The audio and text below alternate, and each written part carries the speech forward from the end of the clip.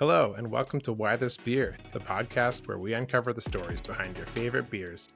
I'm your host, Darren Binema from Neighborhood Brewing, and I'm joined, as always, by my co-host, Aslan Graves from Main Street Brewing.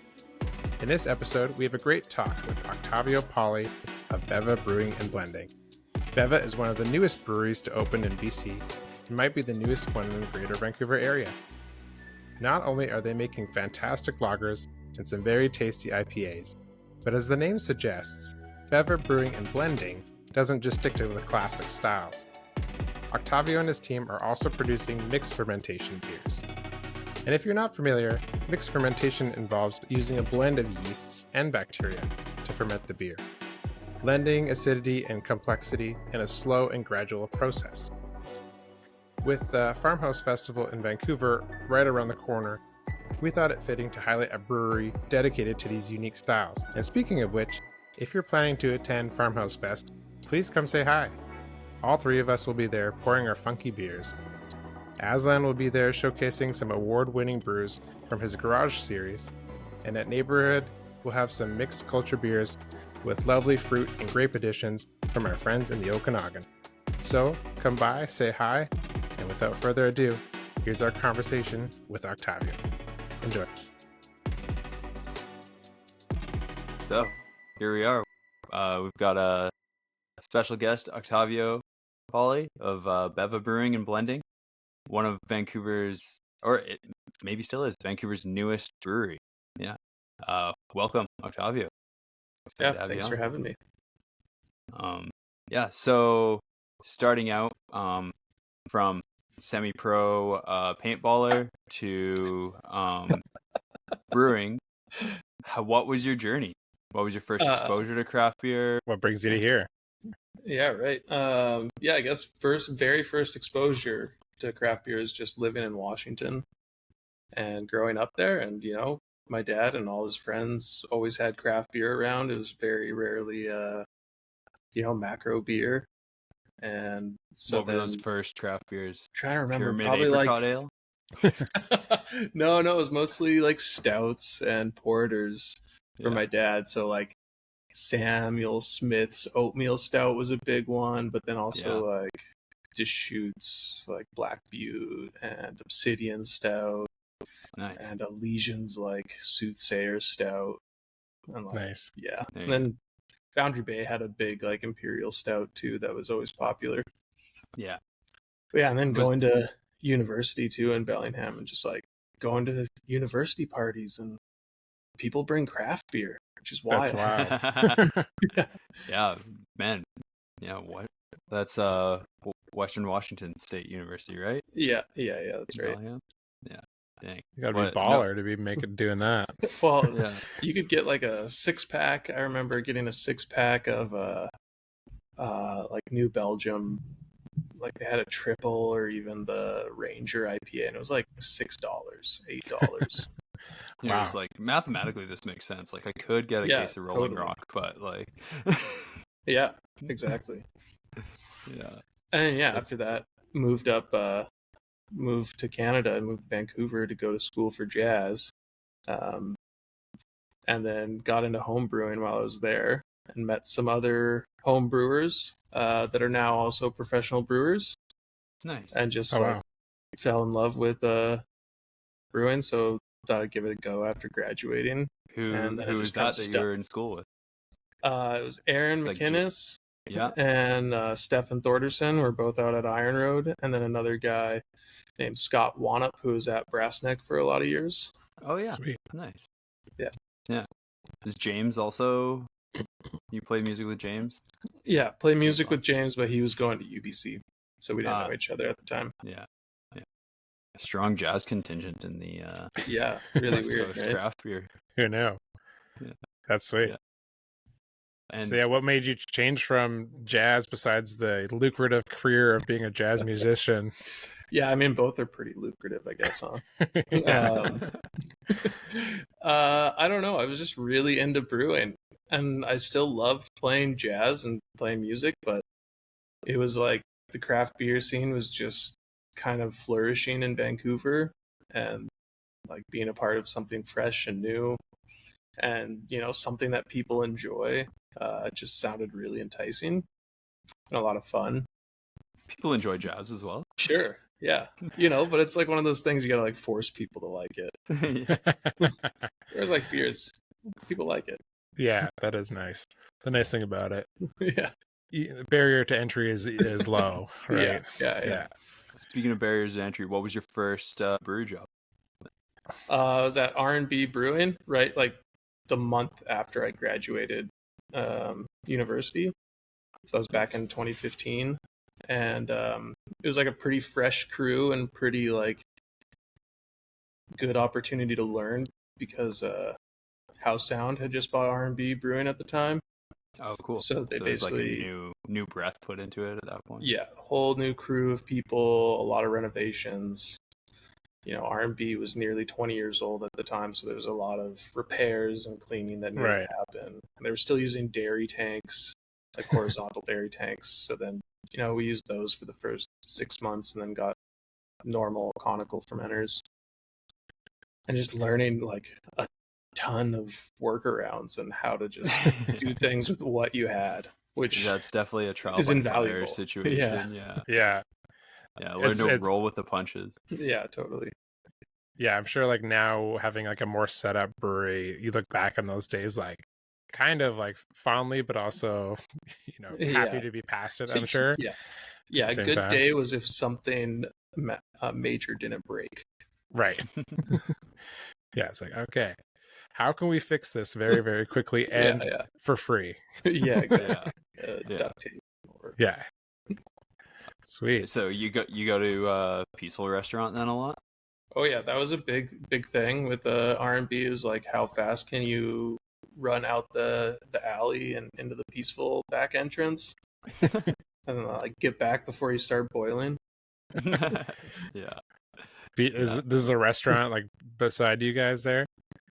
Yeah. It was like they shared the alley, and so it's no longer there anymore, unfortunately. I had a couple meals there when I first started at Main Street. Yeah. But, cheap every vegetarian meal lunches. I tried to get was there'd always be pork mixed into it. That's how authentic it was. Could say vegetarian on the menu and still have pork in it. Yeah, I like Chinese restaurants like that. I'm like, well, you want it to taste good, right? Yeah. That's what they would argue. Yeah. Cool. So how long were you at R&B for? Was that like a year and a bit or longer just over than that? 2 years. I was there closer to 2.5 years, and then after that I moved out to Alberta to help open a brewery called Snake Lake Brewing. Oh yeah, and then stayed there for a few years, and it was good experience learning how to run a brewery and helped build it all, and started from when it was just an empty warehouse to running it, and running a fairly decent sized production brewery with a very minimal staff. I heard Darren was like, "What? Octavio worked at Snake Lake? Like, that's the Pilsner that I always see pop up." It always like beat me in all these awards. I think it won like a few years in a row at we won Canadian Brewing Awards. 3. It wasn't like we won 3 gold medals in a row, but I think we won Canadian. We placed in Canadian Brewing Awards like 3 years in a row. It's crazy. Yeah. So it was good. Good sign of consistency, I guess. Yeah, that's super good. Yeah, it's a nice thing to be able to like open a brewery and then just within the first little bit just have a consistent amount of awards for a lager off the get. Yeah, totally. And it's like the IPAs would win and stuff, but it's like if the Pilsner wins every single year, that's just rad. Yeah. So how was it at Snake Lake? It was nice to open up your own thing, and I'm sure like a little bit more polished kind of brewery off the get-go than what you had at R&B there. Yeah, definitely more polished than R&B, but it was still like very bootstrapping, and the owners were from the oil patch and they're farmers too, so a lot of equipment was secondhand from the farm or whatever they had lying around, and they were both the owners were really handy guys, so we made stuff work. And they gave me a lot of control to kind of push the brewery stylistically and kind of almost any way I wanted to, which I think helped like at that time, because craft brew was beer was so new in Alberta too. When was this? When you were there? 2017. So yeah, Oh, yeah. craft breweries just started popping up in like 2015. Yeah. And they opened early 2018. Brewed a lot of hazy IPAs because that was popular, and not really no one else was doing it in Alberta at the time. No, and then like all the breweries exploded like 2 years, basically around that time. There was like tons of breweries opening up.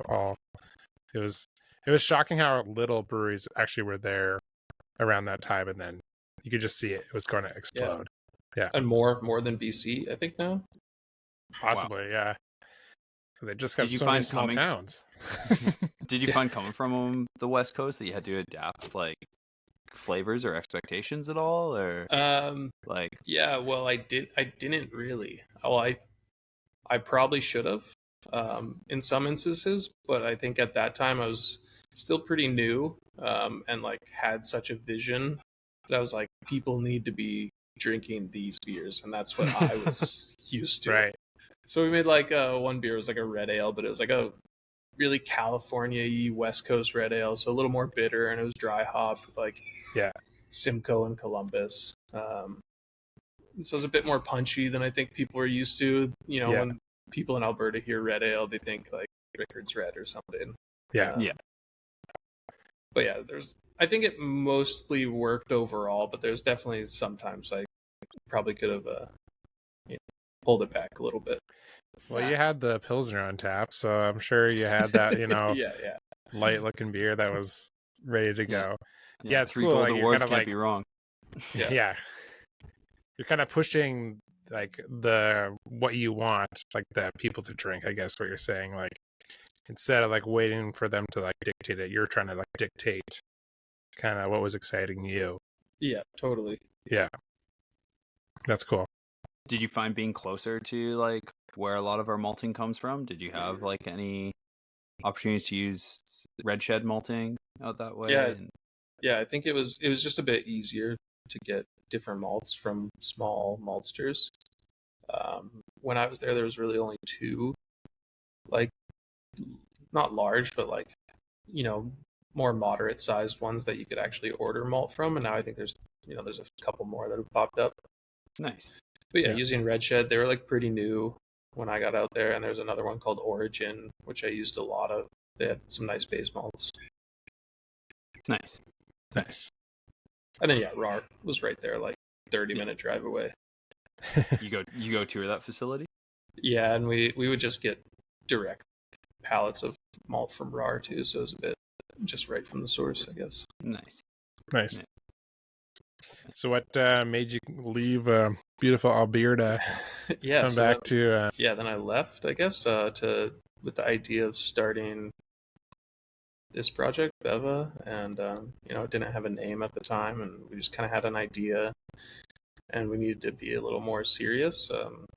But then it took a little longer than we anticipated to find a building, so I kind of hopped around to some different breweries and do some different things while we were trying to find a building, which is not the easiest thing to do in the Lower Mainland. To find the right space with the right price. Yeah, exactly. Yeah. I mean, it seems like you found a space that's pretty unique. If anybody hasn't been there yet, it's like this cool corner lot. What's the address? What's the neighborhood in North Van? 1405 Pemberton Ave in North Van. And it's almost got a diner-esque feel, but in like a modern sense, and it's bright, clean. At the same time, doesn't feel sterile. It's cozy and inviting. And has windows in the production space, so you can actually see outside. What a novelty. How did you go about finding that?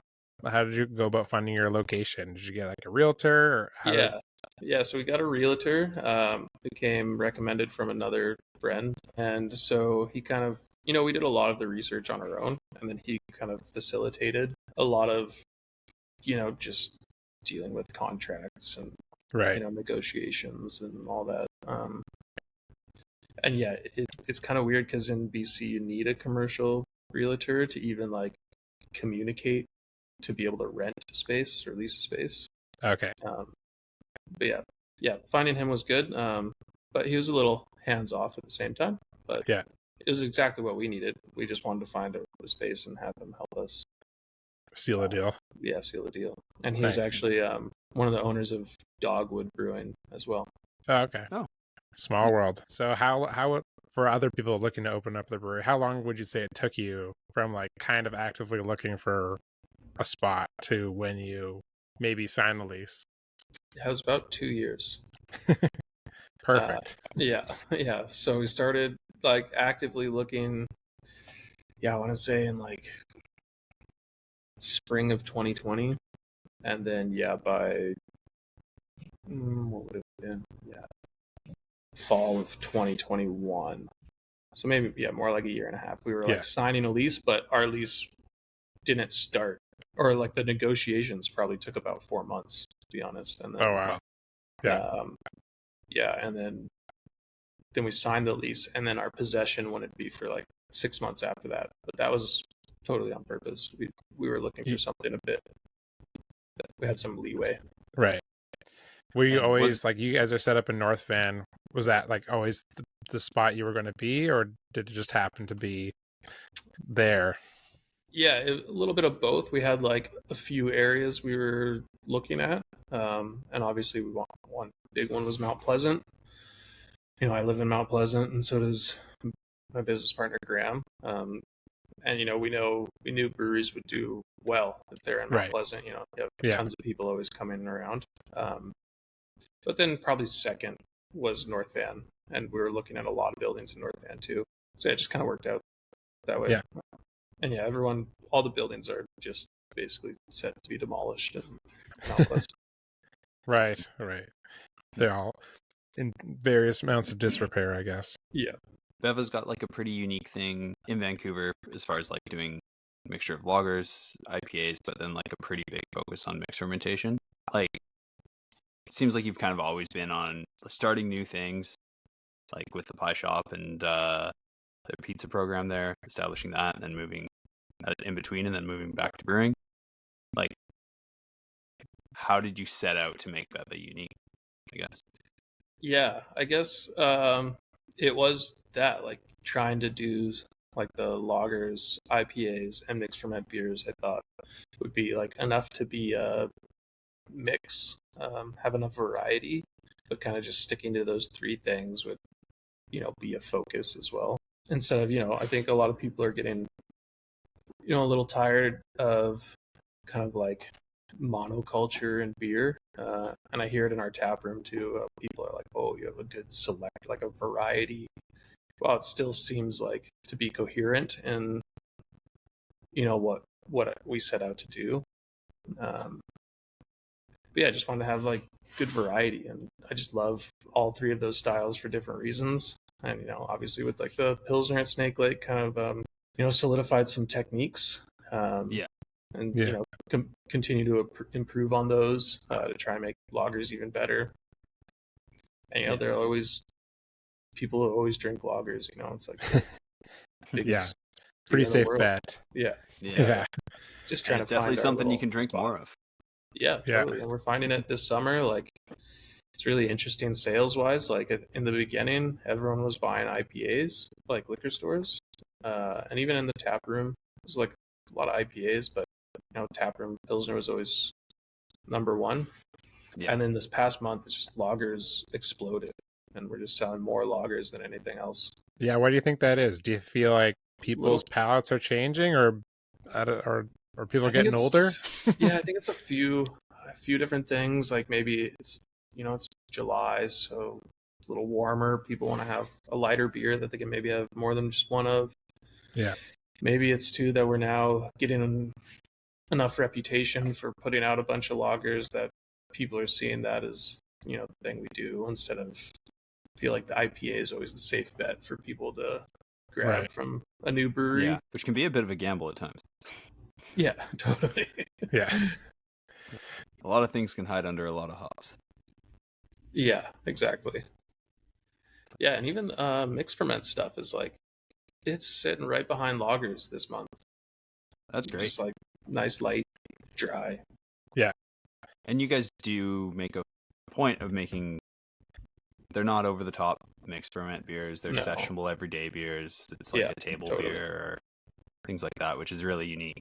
When you're doing that stuff, I mean, the combination of like lager and mixed ferm, those are kind of like both sides of the seesaw on beers. And you're packaging a lot of them. Like, what steps have you been taking with these products when it comes to packaging, switching tanks from mixed ferm to clean? Do you have dedicated stuff? Or? Yeah, a bit. So for packaging, it's pretty easy for us because we're using mobile canning right now. Yeah. So the company we're working with, Local Canning, has 2 separate fill heads. So it's just one day as a mixed ferment day, and then another day as a clean day. Nice. Okay. And they have all separate parts. So it makes it really easy in that sense. And then, yeah, cleaning wise, it's like, yeah, we have dedicated soft parts. But we also have an autoclave now, and just like, normal cleaning procedures, I guess, going between clean beer and mixed ferment beer and stainless tanks. Yeah. Just caustic acid. I'll even like boil the tank sometimes. So I'll run boiling water like through the hot liquor tank and into the bright tank or fermenter. Just to pasteurize, Just kill it all. Yeah. If I missed anything, it's just it's and gonna like die. At Steamworks we used to refer to it as like nuking a tank. Like caustic, nitric, caustic, then parasitic. Yeah. Nice. Yeah, I haven't had any problems so far, so hopefully. Knock I haven't on wood. had problems ever. Even at R&B, I was like doing it and not the best scenarios, and never really had an issue. What I mean, you've worked in production breweries before. Like, mixed ferm is a whole nother, like, if people don't know, it takes a lot longer to make. You do have this hassle of like, oh, this could possibly contaminate my other beers if I don't, treat it with the kind of the respect it deserves. And there are other ways to make sour beers, like you could kettle sour it or do some sort of quick sour. Like, what is your reasoning, or like, why go through all the work, I guess, to do these mixed ferm beers? Yeah, You're preaching to the choir a bit, but I mean, I know. Not everyone is a fan. Like, for my production brewery, like, I make a lot of sour beers, but the majority of them are not mixed ferm beers because it is way more work. Yeah, and really unpredictable sometimes. Yeah, I don't know. I just love them a lot. Ever since getting into craft beer, it was like, we'd be home brewing, and at the time you could go to that Liberty Wines on Commercial Drive, and they'd have bottles of Cantillon just sitting there. Yeah. And, we'd buy a small bottle of Cantillon and drink that during the homebrew day. I heard you you salvaged a lambic basket out of the dumpster at R&B. Yeah. Someone threw it out, and I never found out who. I asked everyone. Yeah. Wow. It's great. They're hard to find, so it's in the collection now. Is it at Beva? Yeah, it's at Beva. We were pouring some bottles out of it. Can't drink mixed ferm cans out of it? Yeah, we could try. We should create a plexiglass can 3D print a bottleneck. There you go, 3D printed on the can so that you can use it.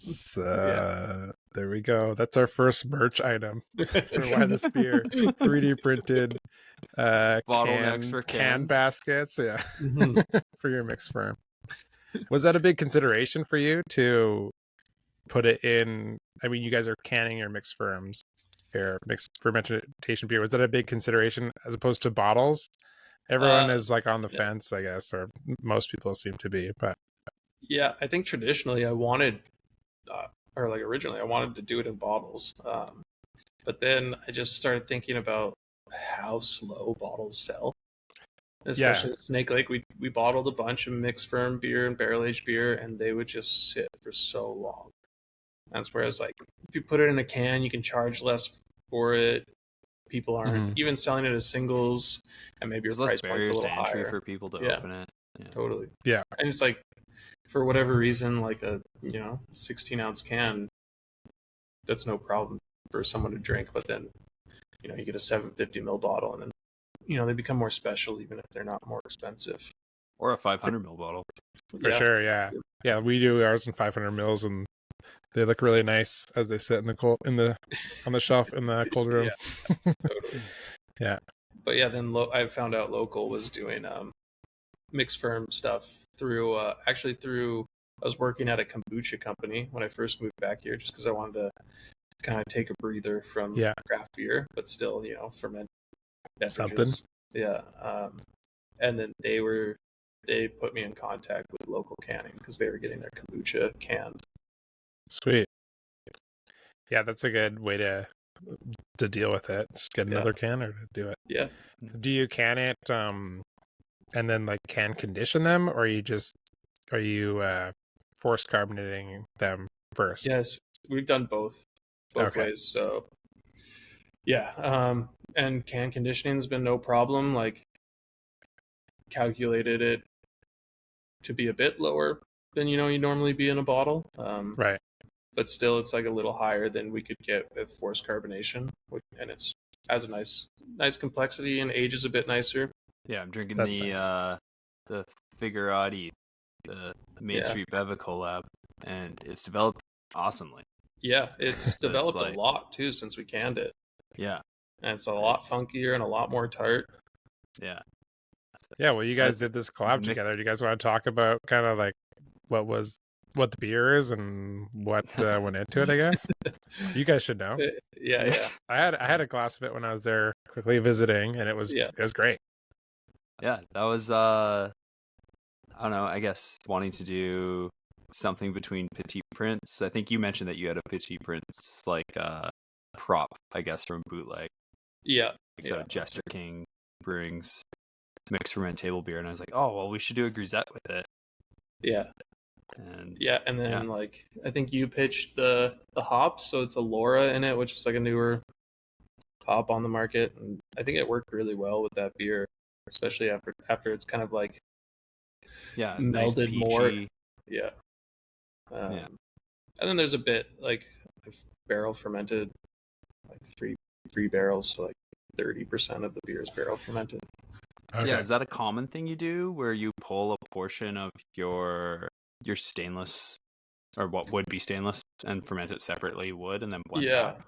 I did a few beers like that just to try and build some complexity with like the first uses of some barrels, just because I wanted to get something out pretty quickly after we opened, and that was maybe like a little more complex than just a stainless fermented beer, right? And not leave something in a barrel for months. Like it was more like 2 months maybe in the barrel, and maybe it changes the texture a little bit and like the overall profile of the beer, but still keeping it pretty mellow and not like crazy oaky or these are probably like neutral barrels anyways that you're using. They're I'm pretty assuming neutral. So they would give it, but like neutral still means it's going to give it some oak flavor coming through. But that's probably nice in this kind of like a lighter beer like this grisette. Totally. Otherwise, it could probably, if it was like 100% oak fermented, it might dominate. Yeah. Kind of be a little bit too tannic. And that's an interesting idea. I never thought about like splitting it off and doing like a stainless and a oak aged one. Yeah. We just had the barrels, so figured use them for something before putting some beer in there for longer before term committing storage. them forever. Because and I refilled them recently with like a sour blonde, and I don't see that beer coming out of there for quite a while. Sometimes it's like dictated on like what you're doing. Like, okay, this is going to be in there for a while or not. Yeah. That's sweet. Nice. And for anybody who doesn't know already, just the fact that like the lagers are so clean, there's no signs of any cross contamination. Nothing. Everything's been super stable. It's a true testament to like your consistency in your thorough process and playing both sides of the sword. That's a good segue into the lager, the Pilsner. You want to tell us about your core Pilsner there, what the name is, and kind of like the story behind. I know there's like a story behind the label, which I don't really know. So, totally. Tell us more about it. Yeah, so one of our core beers that we've, I guess, say in the beginning, we didn't really decide any core beers, so we just kind of said let's brew a bunch and see what sells, and then we'll decide.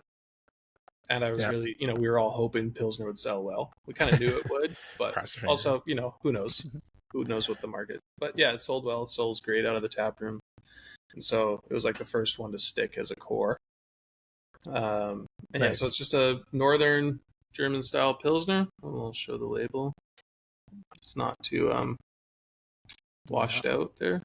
Yeah. And then we kind of have this whole like branding system. So like it'll give you all the information on the bottom and then kind of like a design up top. So a northern German style Pilsner, kind of like an evolution of the Pilsner I was making at Snake Lake, a little more, like quite a bit more German malts in it. Whereas, at Snake Lake I was using a lot more Canadian malts just for price point. Yeah, pretty similar hopping rate, though I've changed how I hop the beer over time. Moving away from Whirlpool hops, which is kind of the North American way of doing things.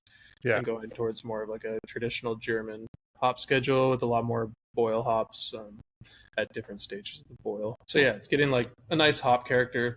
Are you doing first wort kind of hopping? Yeah, first wort and then like a 30-minute, 10-minute, and then a small Whirlpool. Nice. Which the Whirlpool edition isn't technically traditional to German brewing, but you got to be a little different, I guess. Yeah.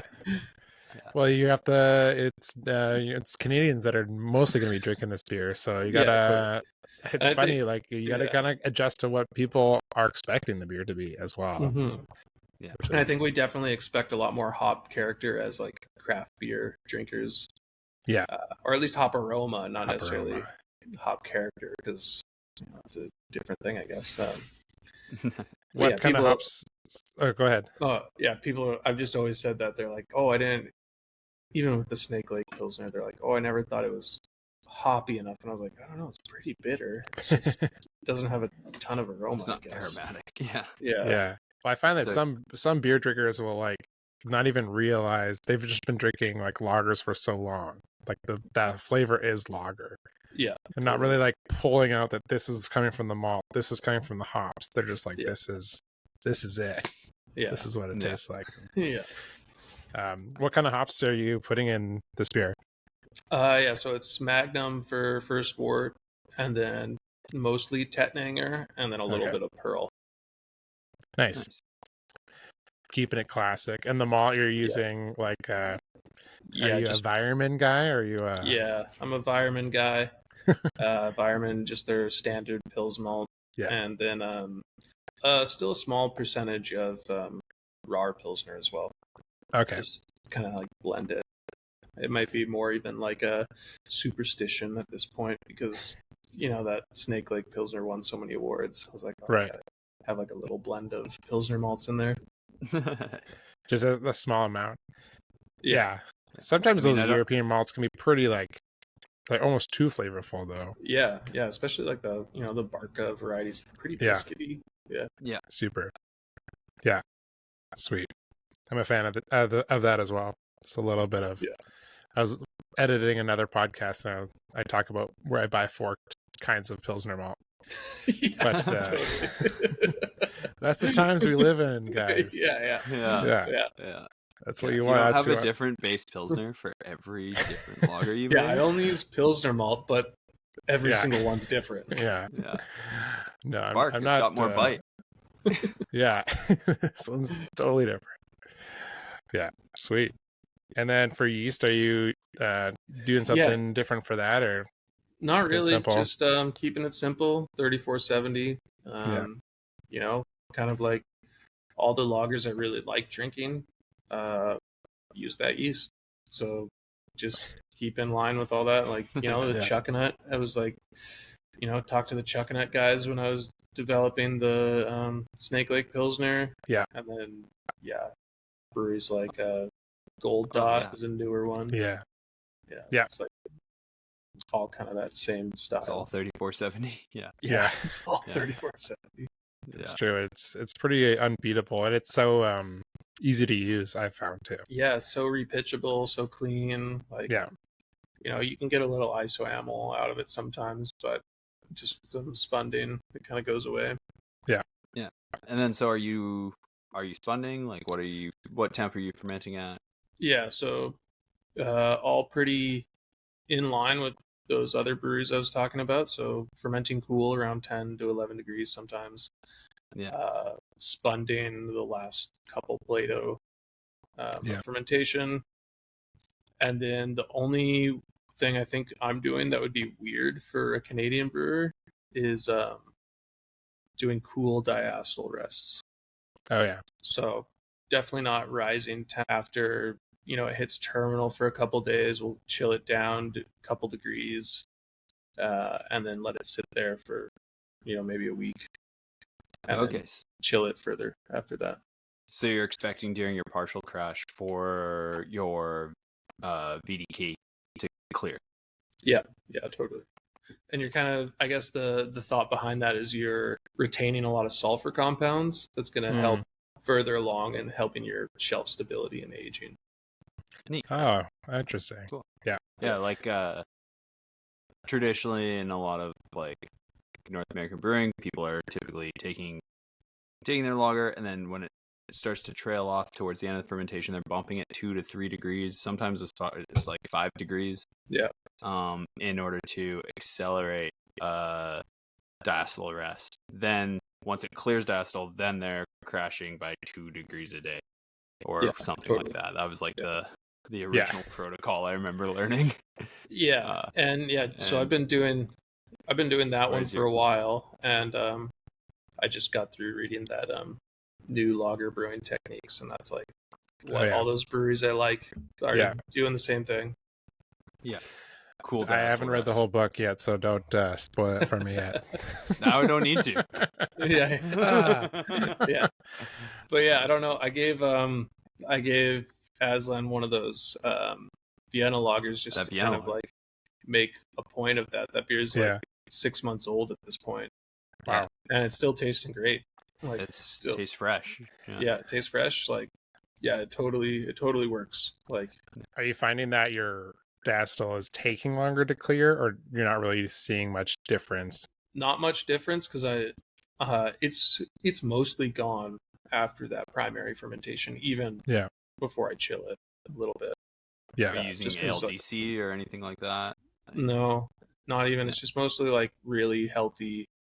I've been able to keep like really healthy pitches here, like at Beva, and just really strong fermentation. So it clears pretty quick, and then chilling it, it's just kind of like, you leave it. And I'm not like checking it every single day, because I've already like allotted a certain amount of time. Right. To kind of.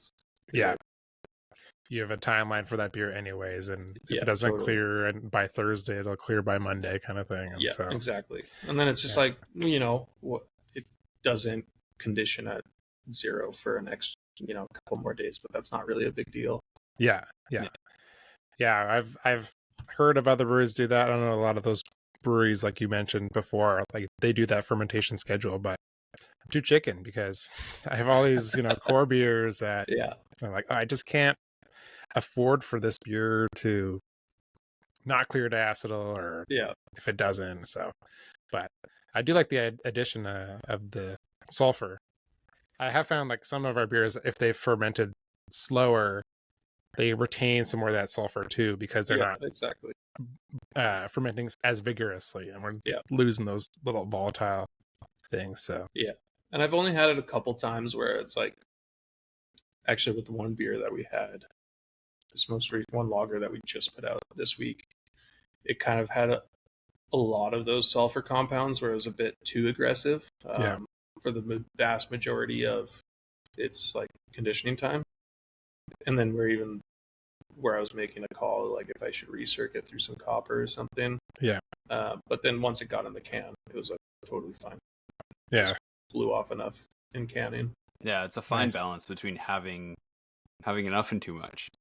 They're definitely the difference between like, you have that like little pinch of like sulfur in your Pilsner, and it's like that's that like je ne sais quoi that you're like, Yeah. why is this one so much better? And it adds like a crispness, I find. It's just like, Yeah. I don't know. You don't know if it's not too overpowering. It just adds like a nice crispness and drinkability. It's like almost undetectable. You wouldn't be able to say what it is. Yeah. But Yeah, I was listening to another podcast where they were talking about this, and they were saying that brewers really go for it because usually we would denote that with like it being fresh as well. Like kind of like the fresher it is, kind of the more sulfur it's going to have on there as well. So kind of denotes that freshness like right off the get-go. I know like I like a lot of sulfur. I'm pretty happy with a lot of sulfur, and so like, I always like give it to someone else. We're like, okay, is this too much sulfur? Yeah. I'm definitely the same way. I've been like, oh, I'd be fine drinking this. Yeah. Is this what are you talking about? Yeah. Sweet. Yeah. So I guess the name and label, Old Days is like from my family's farm. So my mom's side of my family, the Italian side, had a farm in Central California, and they had all these different farm crates that had, labels like you see like at the grocery store or whatever. And this was one of them, and it said Old Days on it, and the original label had like a little donkey carrying a cart, but it was pretty much the same font, sweet, same colorways. Nice. Yeah, so it kind of means something. An homage. Yeah, totally. That's cool. And it's kind of like it's a play, like the Pilsner's kind of the old style, Yeah, it's a fitting beer. Yeah. Totally. Yeah, you see that kind of word usually, those kind of words on a lager type of beer, so it fits. Yeah. You wouldn't want to put like anything old on an IPA, right? It's like the opposite. No. So that's the one. That's the one for sure. Yeah. Yeah. So the BC brewing industry is, going through a crazy time right now. Those breweries opening and closing. What excites you about the BC brewing industry these days, especially as maybe being one of the newer brewery owners in BC? Yeah, I think we're going through a big shift right now, and just like what people are making and how the industry's changing. I don't really know where it's going to end up, but it seems like we're coming back around in style-wise to more crisp, drinkable beers that were popular 10 years ago.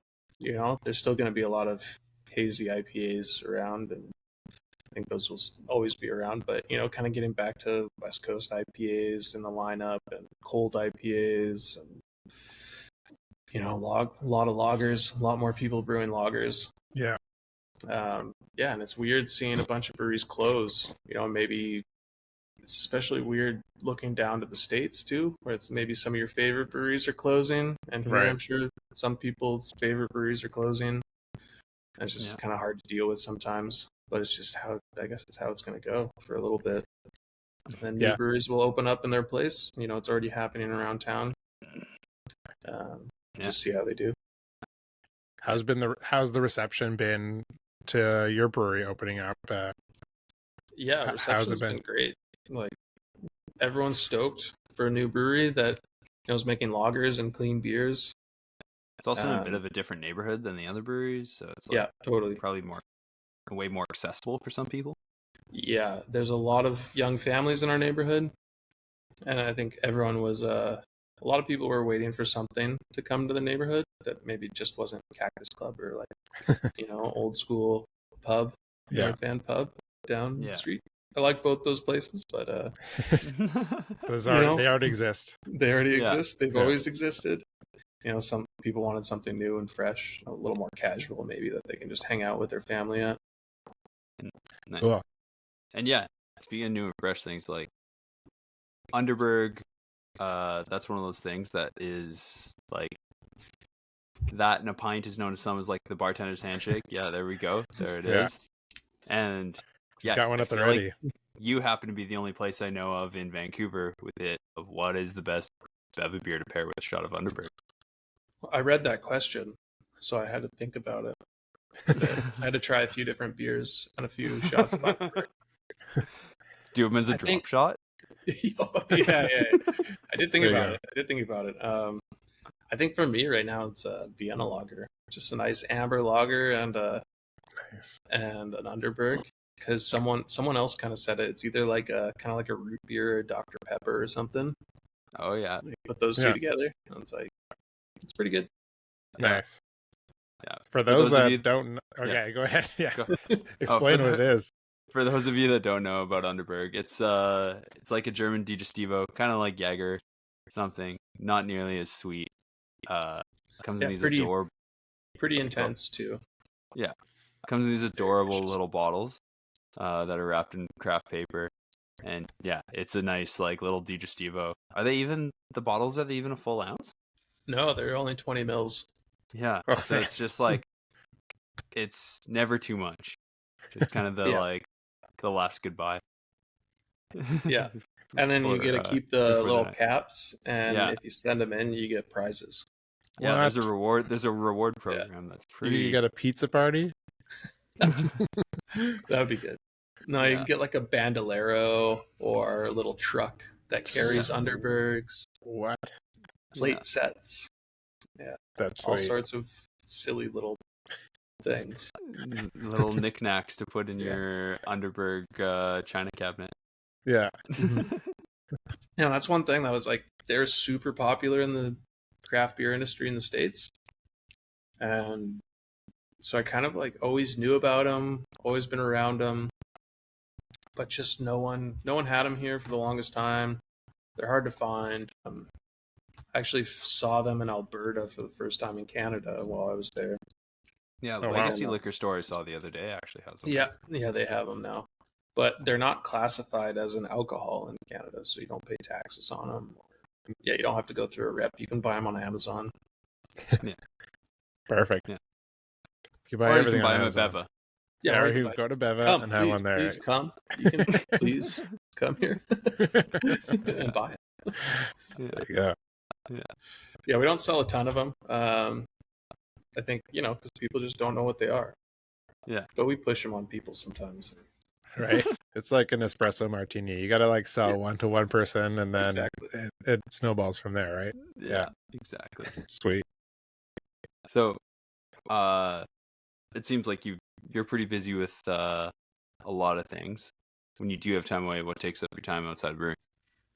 So there's not much time outside right now. A new But yeah. brewery in 1 year. I mean, sorry, that's a. What did Yeah. you used to do? I still do stuff. I don't know. Like I said, I still play music. We meet up. Nice. Me and the guys I play with meet up about once a week. Still play. Nice. One guy's another brewer, James Laddie. Nice. Oh yeah, James is great. Yeah. And then been playing a lot of disc golf lately because I've kind of been staying here pretty late, so I'll kind of try and break up the day and go to the West Van course or the North Van course or something. Nice. Just Nice. get a couple of rounds of disc golf in, just get outside and walk around. Sweet. Yeah. You doing that with James too? I know he plays this. Oh yeah, a bit with James. Yeah, mostly on the weekends. But, Sweet. yeah. That's awesome. Yeah. Well, that's fun. What can you talk about your food program there? I know you were at the pie shop for a bit. Like what made you decide to do the food that you guys are doing there? Yeah, so we're doing like a Italian style deli subs. So I kind of saw like, I don't know, we had a lot of ideas of what we could do, I guess, and whether it was pizza because I'd done that before, but then we kind of thought, almost every brewery does pizza or flatbreads, and then it was just kind of easier to go with. The easy thing was like Italian deli subs because you don't need a ton of stuff in the kitchen. It's kind of a missing sandwich in Vancouver. Yeah. We have like focaccia sandwiches at some places, and you can go to Bosa and get like a panini or something. But yeah, just like the East By the way, Coast deli sub. Octavio's not like upselling it enough. These subs are freaking incredible. Yeah, They're I mean, huge. we try. The portions huge. are well to do, and Yeah, totally. the everything about it is like well thought out. Yeah. Do you get to Yeah. choose your bread at the start, or is this not? Yeah, Is so not that the was same thing? no, it was pretty hard. That was the one big thing because I was very particular about the bread. Oh yeah. It needs to be a very specific thing. So I went to probably every single bakery in Vancouver and North Vancouver to try and find like a sub loaf that was like remotely acceptable, at least Yeah. to me. And luckily, the one that I landed on was, just a few blocks away from the brewery. So I go get the bread. I like most You actually days I go decided get on the the bread. brewery space based on Yeah. that. Yeah, because of the bread. Yeah. I've heard crazier things. Yeah, yeah, but I have to I'll go pick it up because I was just like I wanted it to be fresh, and they said if they're gonna deliver, then it's gonna be yesterday's bread, Oh boy. or like they'll bake it at night, so Yeah. it's still like 12 hours old. And I was like, no, I want fresh bread every single day. We're just like trying to get the best ingredients we can because it's like seems like a simple thing, but if we're gonna do it, we should just do it right. Yeah. Make delicious food, go with delicious beers. Yeah. I was probing Carly about like questions to ask or like tidbits and things. And she was like, man, the one thing is that like no matter what Octavio does, is he just like does it 110%. So Yeah, I try. And I don't want to like do anything. Like I just won't do it if I don't think I can do it as good as possible. Like what's the point? Like even with whether it's beer styles, it's like if I don't think I can make it, it's not even within my abilities, or we can't get certain ingredients, then it's just like just do something else. Like Yeah. no point in making something that's not going to be the best thing you can possibly make. Yeah. Or at least Okay. try to make it the best you can.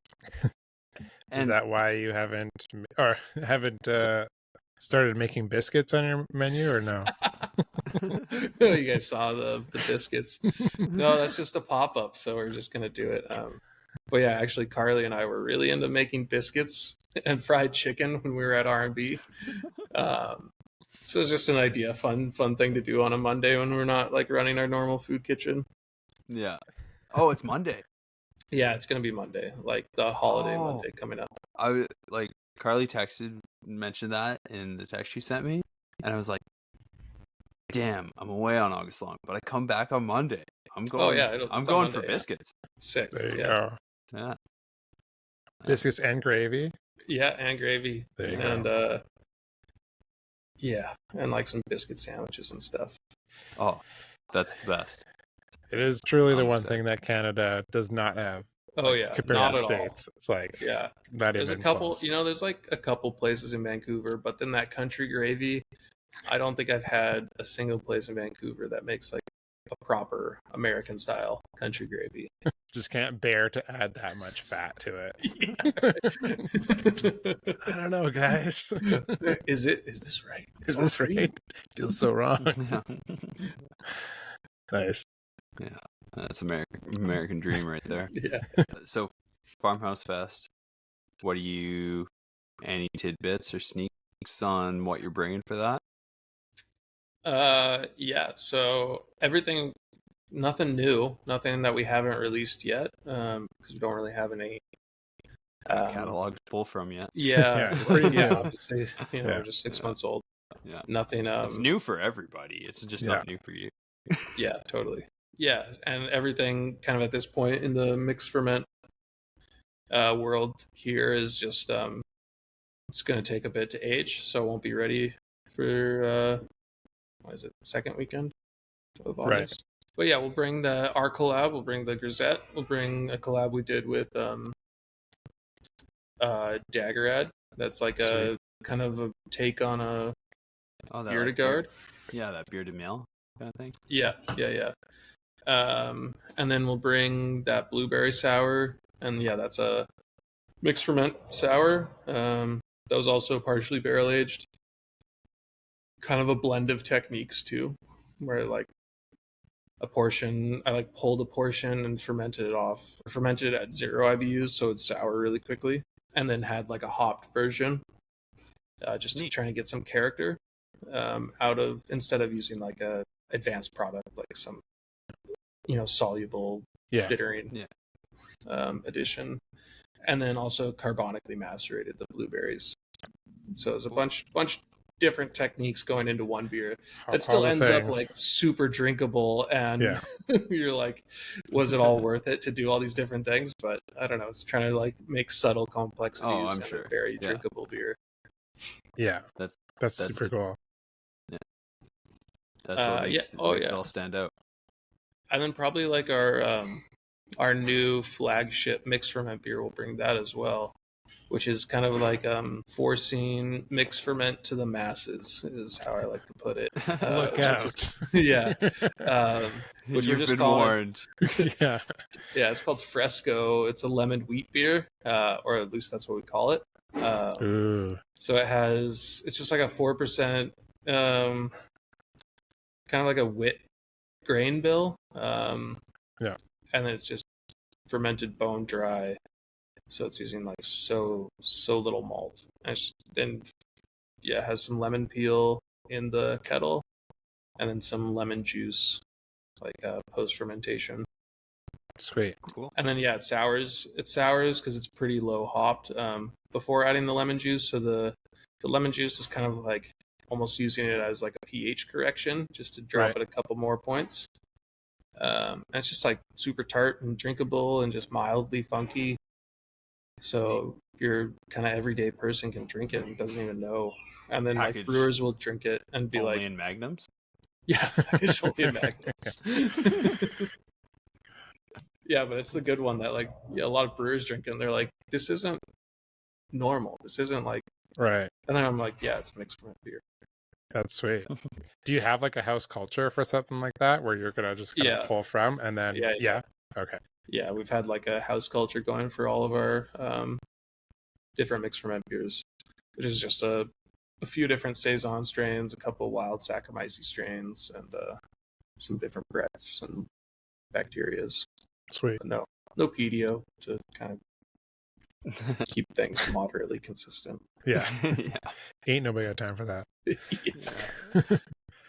Nice. That's sweet. Do you like, are you one of those mixed ferment people that will like use this house culture for like everything, or do you like to add things like some people are like also like, oh, I want actually like this one will add another culture, or try to adjust the mixed culture somehow by like adjusting your fermentation profile, I guess. Yeah, so that's kind of, I was taking kind of like a Jester King approach to it, I guess, where it's like everything is the same culture, but you just kind of change your wort composition or your bitter in or strength to try and change the beer overall. So just to like, use hops in order to restrict the souring, or yeah, this blend is not like the most predictable. So that Daggerad collab we did was bittered at like 35 IBU and still soured quite a bit. But I think that was more to do with adding some re-fermentables. Like we added some honey like after the primary fermentation, and then can conditioned as well, which I think dropped the pH a bit more. So yeah, learning kind of how to control kind of an uncontrollable yeast. Yeah.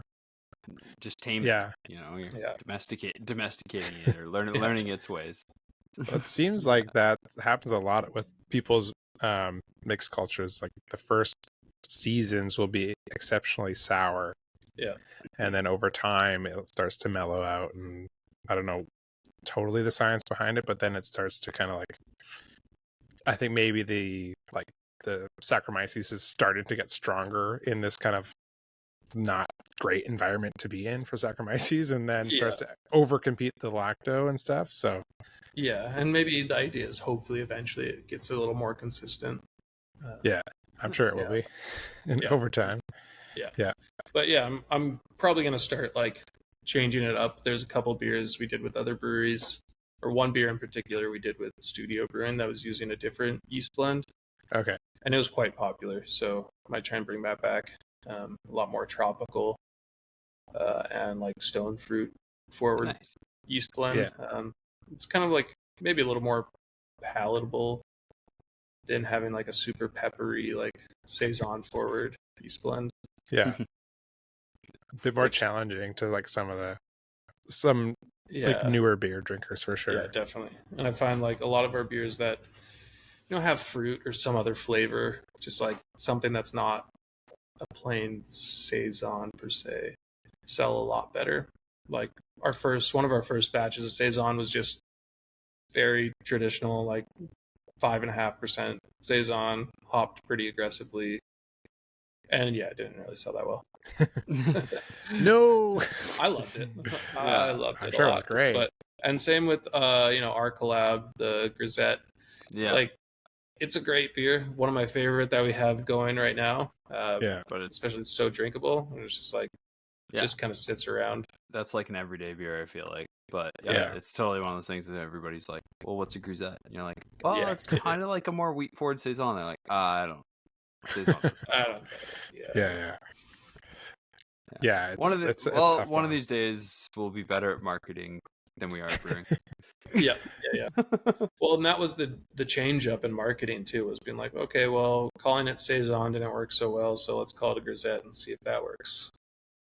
Yeah, only Yeah. marginally better, 5% better Yeah. usually. Yeah. Yeah, I feel it's- like maybe Strange Fellas is the only people who like Yeah, Daggerhead too. Yeah. with Yeah. grisette. Like, oh no, I just mean like specifically grisette. Is it Roxanne? Is there grisette? No, I can't remember. Roxanne's a sour. Yeah. Yeah. It's a great They- beer style, but it is like appreciated one in of my the favorites. in the nuances of it, right? So Yeah. it's a tough one. And I think those saison flavors are so intriguing, right? Like all these like phenolics and like white pepper notes, but they just don't really appear in other drinks that people are drinking these days. Like there's just Yeah.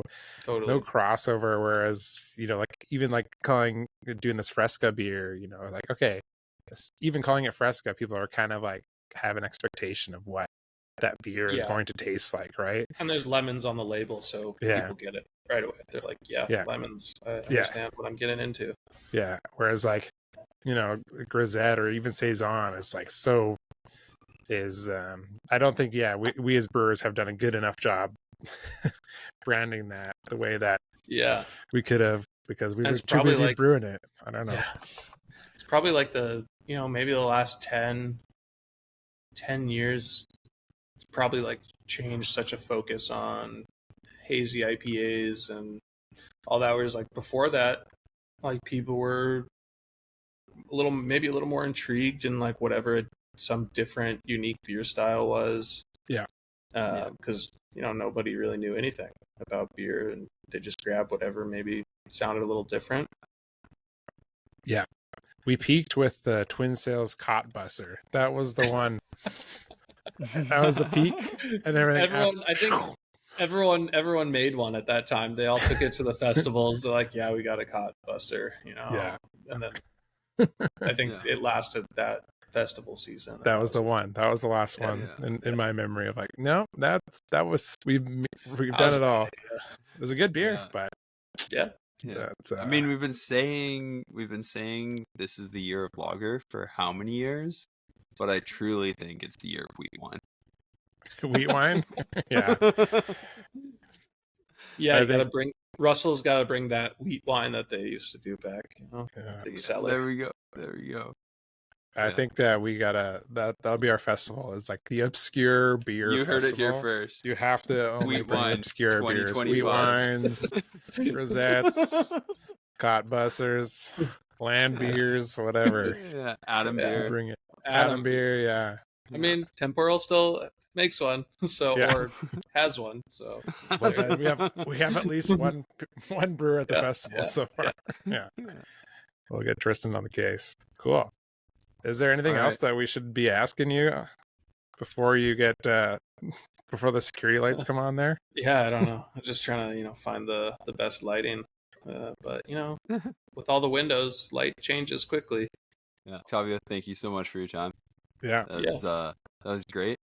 Jealous that I didn't get to do a shot of Underberg with you. Yeah. Should have dropped one off by now. We'll have to Hindsight's come there and 2020. do it. I should have picked them up. Yeah, I'll do it in person. It's not the same. Yeah, to wrap up here, we just want to thank all the people all the dozens of people that listen to this podcast. Now that it's released, thanks for the support. If you want to support the show, you can tell all your friends that drink beer and all your friends that don't drink beer to listen to the show. You can find us at all major podcast apps that are used, and you can actually watch us on YouTube. We're on YouTube now, so smash that like button. Subscribe. Yeah. Hit. I don't know where the things are, but yeah. So we're there. If you want to watch our ugly mugs, but or if you want to see the nice label that Beva has there on their beers, you can do that. You can also subscribe to the podcast so that you know when every episode comes out. And if you want to support us, you can buy our beer. We make lots of tasty suds. You can find Beva beer at the Beva Brewing and is it Beva Brewing and Blending? Yeah. Beva Brewing and Blending in North Van there. I think just Google it. You'll find where they are. Or follow them on Instagram. And you guys sell your beer in Vancouver area, I guess? Yep. Yeah, we're in most liquor stores now in North Van and Vancouver, and some in Burnaby and Langley. Sweet. So, the reach is growing. If you don't see it, ask for it. Yeah. You could be our best sales reps. Yeah, that's what I always say. And then if you want to support Aslan and I, pick up some Main Street beer wherever your favorite liquor store is, and if they don't have it, ask for it, or get some neighborhood brewing beer as well. We're starting to make our way into Vancouver. If we're not your favorite spot, then ask for it as well. But yeah, that's it. That's all plugs. Go to Farmhouse Fest if this comes out before Farmhouse Fest, and if it comes out after Farmhouse Fest, I hope you had a great time. I hope that Tristan opens up another massive bottle of something. And yeah, cool. Until next time, cheers. Cheers. Nice.